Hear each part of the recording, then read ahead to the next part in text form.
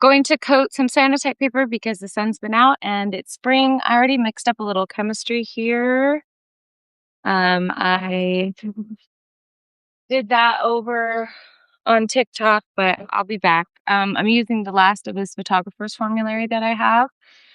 Next time I'll be probably mixing some dry chemistry with the Jacquard products because that's kind of who I've been promoting and who I have an affiliate link with. Unfortunately, I don't have an affiliate link with these guys, but I do really like this formula. If you ever want to try it, you can get it from B&H or you can get it from direct from them. Photoformulary.com. You can see that. And yeah, I get the liquid. I just like it for convenience, but you can get the part A and the part B. It just comes in a pack like this. They're already wet. You don't add water or anything. And then it's just a 1-to-1 combination. So I already mixed that in my graduated cylinder and that's what's in the tray. Next time, I promise I'll go live and do it with you. Yesterday, I just had my comments open. Yesterday, I bought a different kind of watercolor paper, but I've had this Strathmore. This is acid-free, heavyweight watercolor paper, cold press, 140 pounds. And that's what I prefer to use. So glad that's what I bought. I'm sorry if you're a little bouncy or like on my table. Next time I'll put you somewhere else. But yeah, so this is kind of from last year. I got a different paper that doesn't have the spiral. The spiral is just one added step. So I just cut that off with an X-Acto knife kind of after the whole process. So let me rip this off. I want to do a few rectangular prints.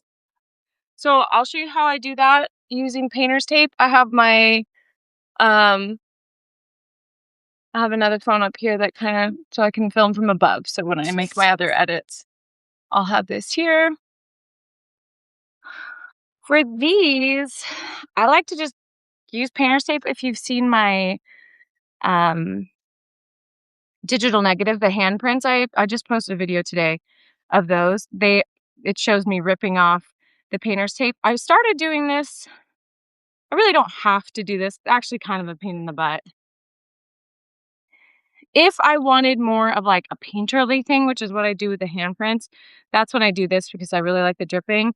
And now that I'm thinking of it, I'm like, it's just kind of a waste when I can just measure. So less fun, but we're just going to measure. I have a yardstick in here. One is for ceramic and one is for Sanotype. So we've got this Sanotype one. And I think these are 18 by 24. Yeah. So I think we're just going to do like a 1-inch border all around.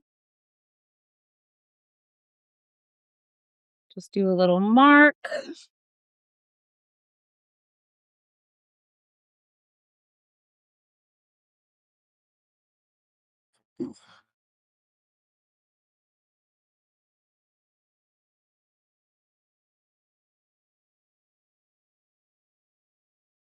And then yeah, the marks from that spiral go right at 24.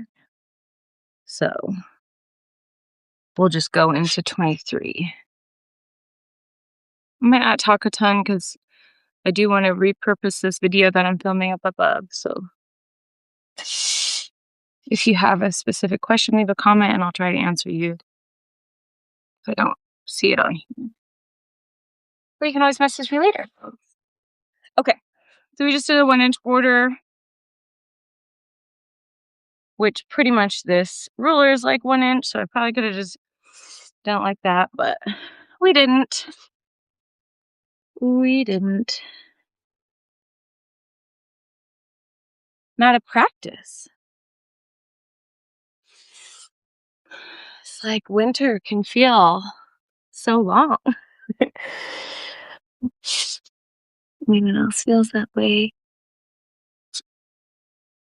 So once the flowers start to pop and the sun really does come out, I'm so beyond ready. March is a little early. I really don't start printing until April usually, but I got a commission, like how I said I wasn't going to talk. Um, I am working on a project with a beverage company, and they want a cyanotype for one of their products. And so I need to print for that. They want it like as soon as possible. So I've got tulips. I've got some other flowers, some wildflowers that are starting to bloom here in California. So I'm just like, why not get the paper coated? So I let my craft sponge drop in here, which was stupid. Might actually just pull this one out for now. Let it dry a bit, and then I'm gonna go hose my head because you can't really feel when your hands are wet with this tapestry.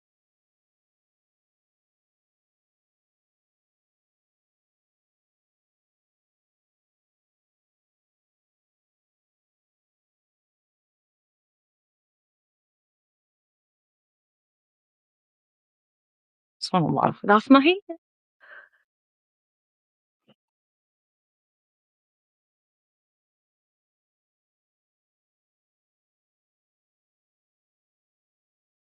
You get the craft sponge and just kind of press it in. There's some like particles in here. It's almost like cyanotype almost has like a Scooby to it, or just like algae. I don't know how else to describe it. That just kind of grows in it. So sometimes you pour it out and there's chunks. This one was a little chunky. I'm hoping it doesn't affect the printing. The batch that I printed over on TikTok or coated over on TikTok was a bit chunky, so we'll see. So I get the brush coated, and then I usually just do like a little smush up against the side and let those drips go down so that I don't have a ton extra. I can actually keep it here because we have all this extra. Sometimes I like to just do it here so I don't get any drips. We don't have a huge border on this piece. And I do that pencil outline, but I am not like looking for if I wanted a super crisp edge, that's when the tip comes in nice because then you just pull it away. I like the look of handmade. All my ovals have a very organic touch to them. So today I'm being a little loose. On a different day, you might catch me saying, be more precise. It's just how I am. You know that you're super, super precise. You might want to try the painter's tape method if you like that hand touch. Most cyanotype I see people freehand it. I'm not quite into that loose unless I'm going for a very distinct look, like with my handprints, I do that. But because I work with organic material, I like there to be a little structure. And you don't do multiple coats, and you really want to do this as quick as possible. So I can see some of the edges already kind of drying, so I'm gonna speed up a little bit. I went a little slow around the edge. And you don't do two coats, it's one thin coat all the way across. Sometimes you'll see me like backtrack and go over. That's just me moving around the chemistry that hasn't really dried. I would never let this like dry and then go back. You'll just get like a really thick layer of emulsion, because that's essentially what this is the emulsion. And um just different exposure levels across the print. And so I do like a painterly quality. Like this edge is gonna be a little light here and a little dark here, but I want to try and avoid that in the center as much as possible. I'm tempted to go back over there, but it's drying enough that I know to stop. So that's the coated paper, and then we're gonna put it out of the light. So if I I can coat it here. I'm in natural light right now. I'm in an open garage, but if I go to, um, if I left this here, it would be exposed in the morning and it would be no good.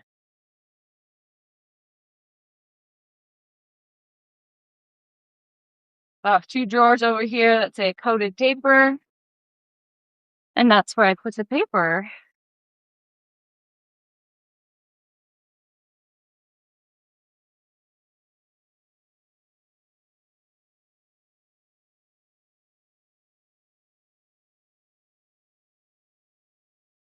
Sometimes I like to do all the lines of the paper first, and then I come back. So maybe we'll decide what we're working with today. For the paper I'm doing for that commission, I think I'm gonna do. I might just coat this whole. I think my dimensions are like. That's what I was supposed to check.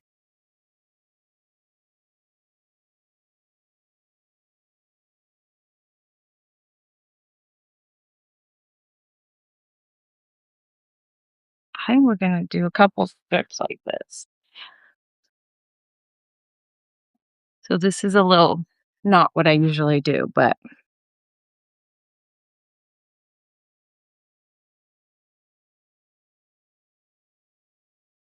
along for the ride.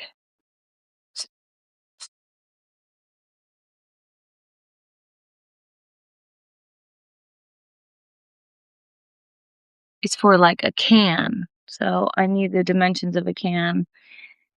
And I got off of the TikTok live and I meant to go on here and look for those dimensions. And then I just was like, hey, let me go to Substack. So I am not perfect.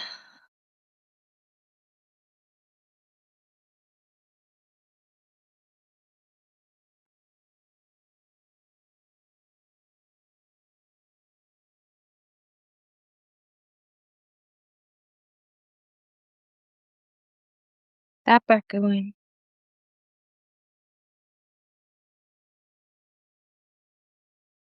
That's on. Okay.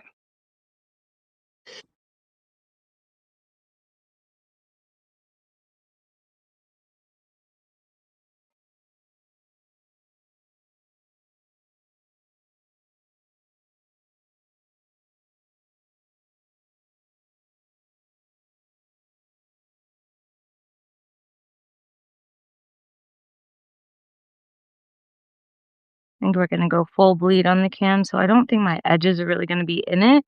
That's why I'm not being too precise in that way. I'm really just giving myself a canvas for composition that is a relative size to the dimensions in the brief. Share that all with you guys when it's out.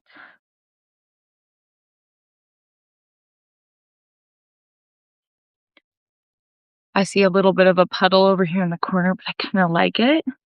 So I'm going to leave. Well, I thought I meant to leave it. I'm going to kind of leave that. Yeah. These will be for.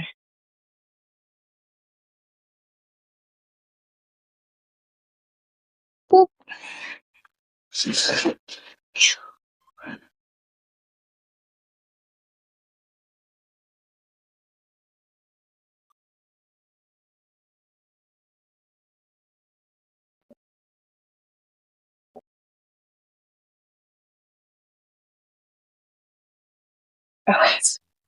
Let's trace a few more shapes. We'll do another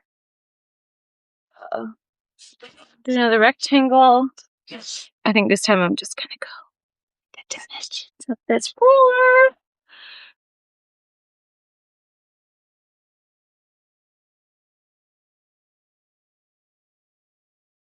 Smarter, not harder, right?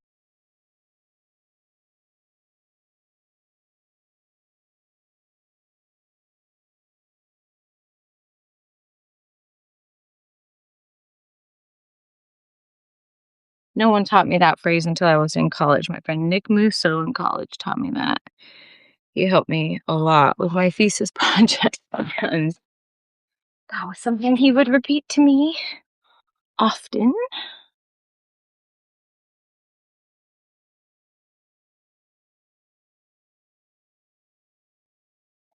I have this old basket. This is a shape I really like. Oh, yeah, let me turn this on. Oh.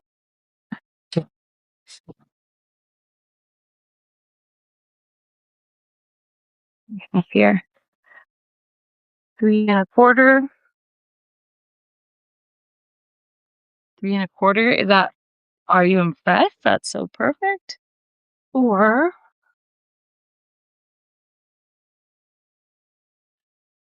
not to brag, but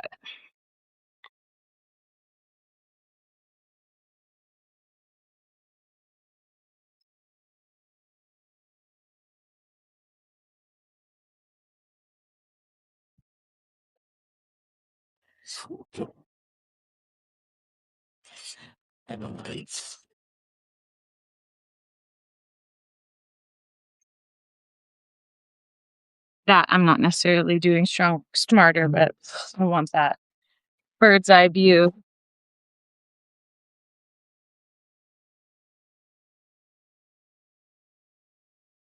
I could use the ruler. I'm kind of anti-ruler. Sick. Ooh, 1/4. Good enough.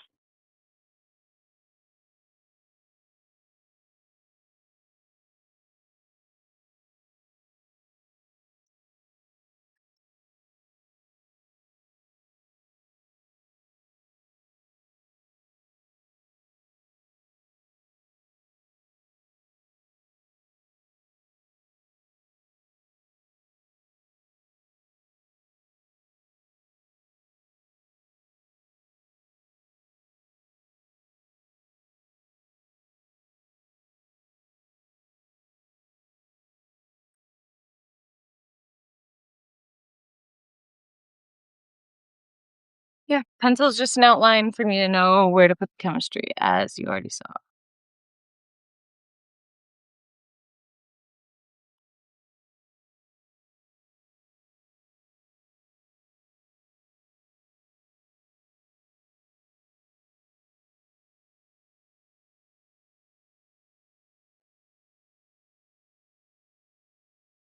Definitely want one of these. Let's see if we can get it perfect.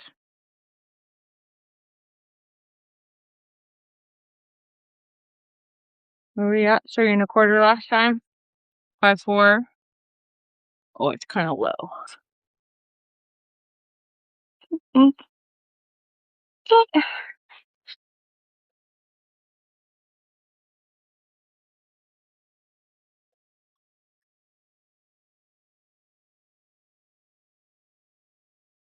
Yeah, I like this oval.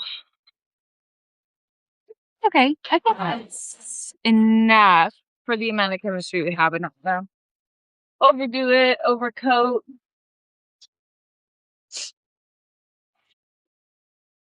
I can put it in my back. We'll go down.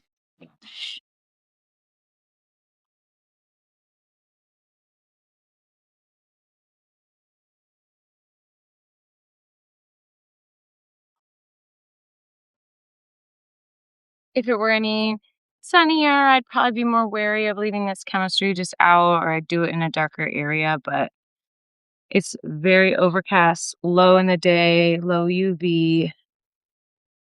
I'm just not worried about it.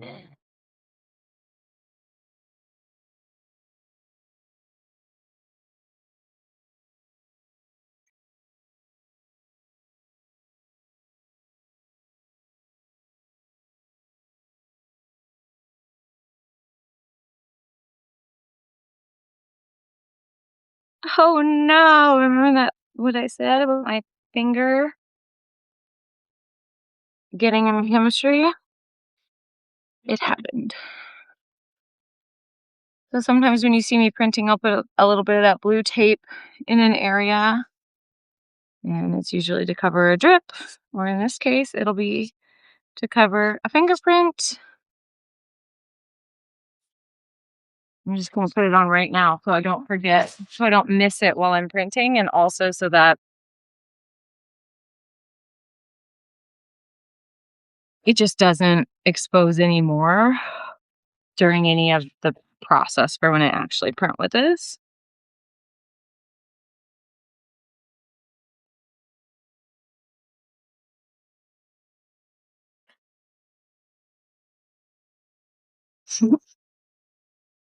Yeah.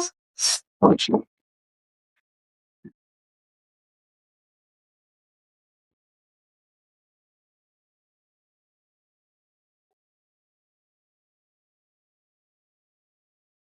does dry really fast, but I think the box says to let it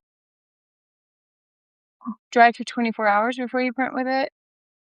So I have 2 shelves there in my flat file, and I'm just like layering. So the time it takes me to do each one, the other ones have time to dry, if that makes any sense.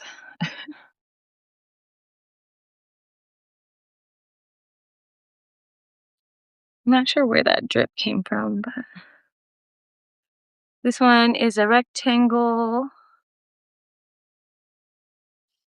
So yeah, I kind of talked earlier, like a lot of cyanotype printers will just coat this whole paper like no border. I think that my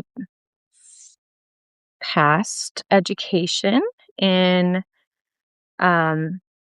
silver gelatin darkroom printing has instilled a need for a border in me. Without one, even though I did also study a lot of alternative process, I think it's messy, and I'm not matting my work. So a lot of people, like a lot of alt process printers won't do a border, and they'll just kind of paint, and it'll be like real messy brushstrokes. But then they'll mat it. I I don't I don't mat my work. I feel like framing, if I'm doing a show or something, I do, but this work tends not to be really my gallery work. I have shown it in some galleries, but and I'm open to it. But I also make a lot of more conceptual art, and that's the stuff that I usually put out to galleries. So, um, but yeah, like matting and framing is just really costly. I would rather sell an original at a lower cost. Gosh dang it. Something on me. So like this liquid it's thinner than water. So you can't feel it on your hands, and then it gets onto stuff. So another reason why I would never coat in a dark room with this, you'll just get it everywhere. And it's totally not necessary. Like I said, and all the light we have right now is UV light, and this is a UV exposed process, but because my exposures are 11 minutes in direct summer sunlight, this low of light in this matter of, seconds to minutes is not gonna expose. This little detail is gonna be pretty. And that was me just covering up 2 more spots. So that's my top. Yes. That's my top drawer. And then next we'll do the bottom drawer. Like old wood for a table. Like, knocking over.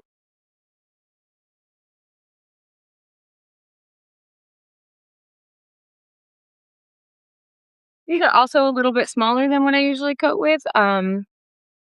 Next time I come on, I'll coat the 22 by 30 size.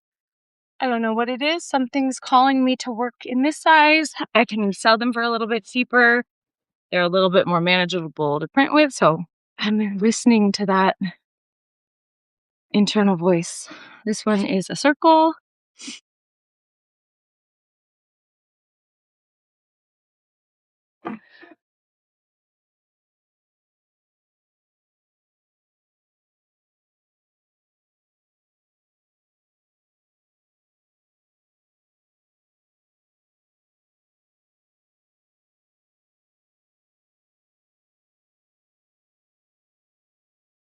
I'm just moving around that excess.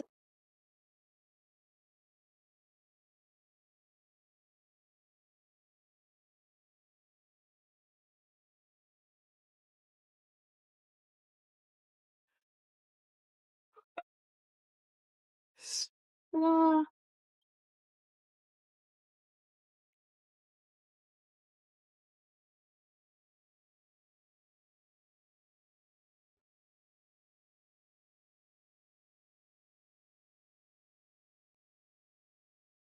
These are oval.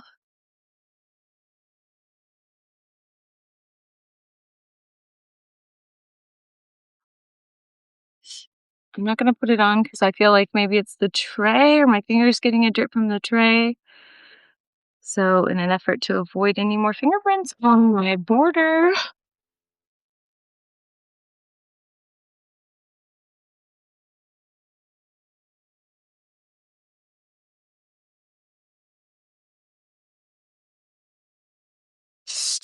to remember to breathe sometimes when I'm teaching or talking about what I'm doing.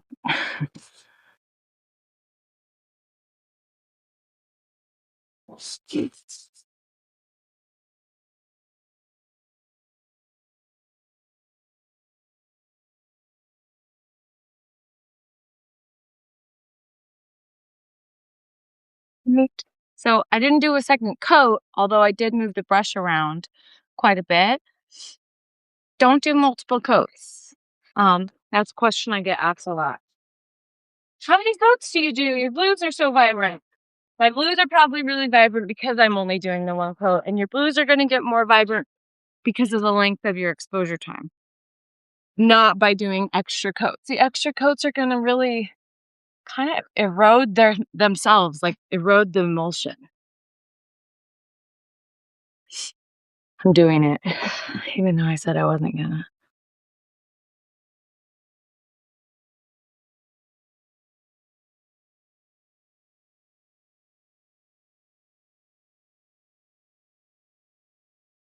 I like to go until the brush is like out of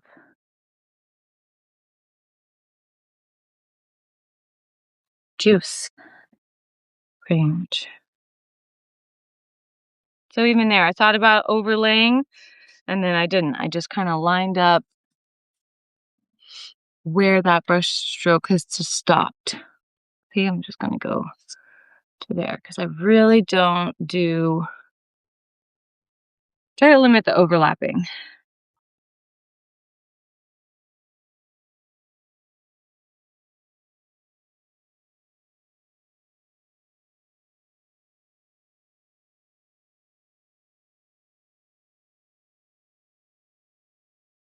And you might think, oh, I'm out. But then if you look and there's little pools around, try and just bring that pool, that extra chemistry over to where you need it.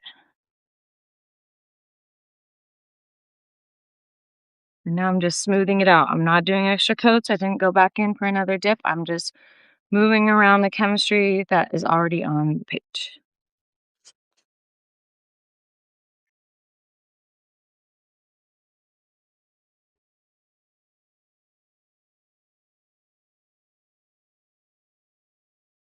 Right, this one up top. I still have chemistry, so I'm going to do one more of those. I think I'm going to coat one of my nicer pieces for the project that I'm working on. So this is the paper I use for my large scale printing. This is the Arches.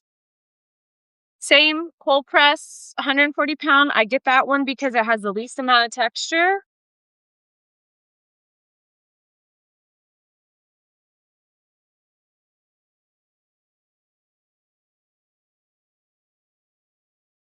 These come in a 3-pack, so you get 3 sheets of paper in that.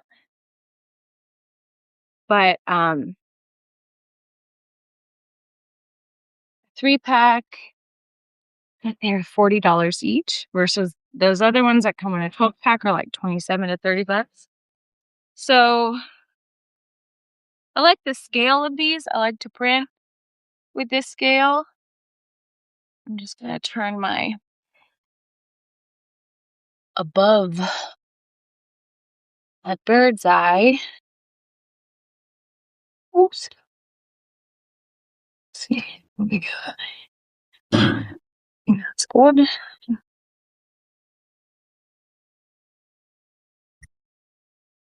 I should really check those dimensions. So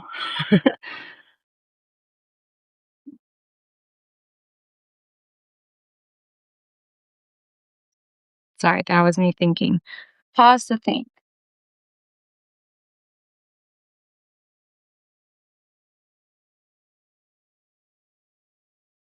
I think I'm just gonna do, because these are 22 by 30 inches. So if I do three blocks of 9, right, I should be able to have an inch in between.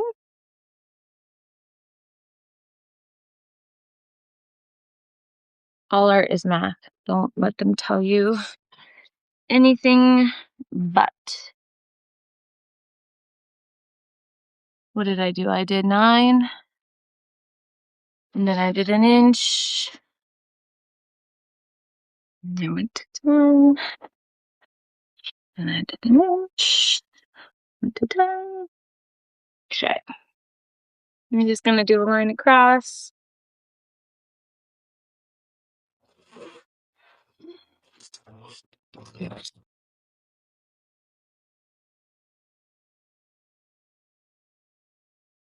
Feels crooked, it doesn't exactly totally matter. And like, I totally could just do this all, just coat all this paper, but for this project I have, I'm really trying to consider the dimensions and the same sort of thing, like I was saying, like having a really liking borders. This is gonna help me in my composition. If I have no borders, then it makes it harder for me to compose, I guess. So I don't know, that's my excuse. I think it comes from years of analog, not only darkroom printing, but also 4x5 camera, because the 4x5 camera has a grid on the back. So I'm just used to composition with composing within kind of a restricted dimension, I guess. Haven't really thought about that, but as I'm here with you all, I'm starting to think, why am I doing it this way? This bit has the paper mark on it. So because this is for a company, I'm just going to do this one a lot messier because this is probably just where I'll do the extra bits for them. Like, I don't know. You'll see. I'll share. I share everything with you guys.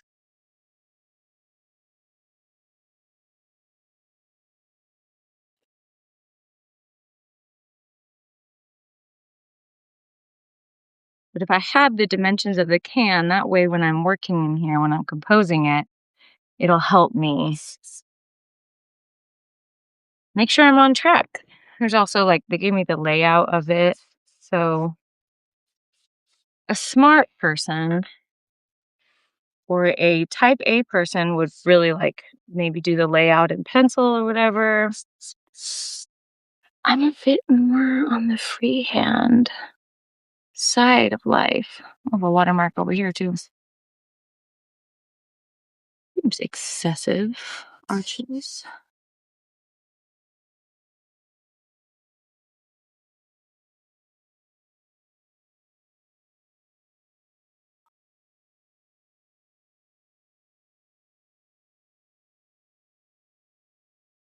Don't do this at home.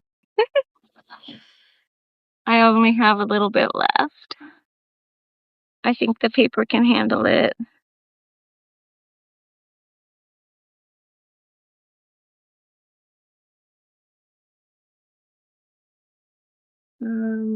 Probably more than I needed.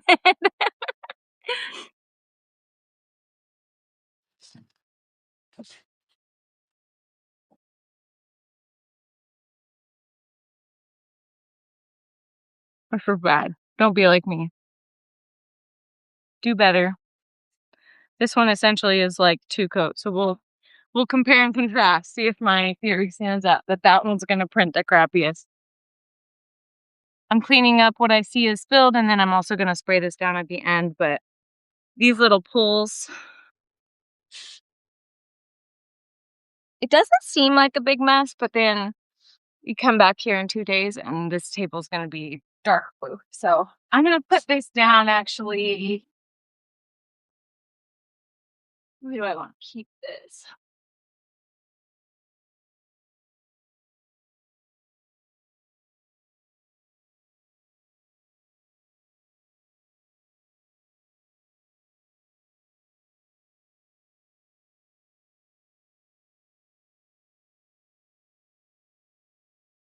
What I get for being messier than I should have been.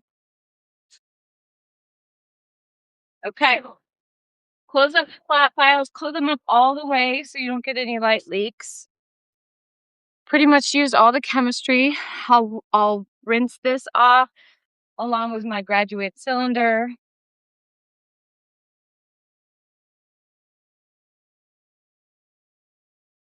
Take this down now.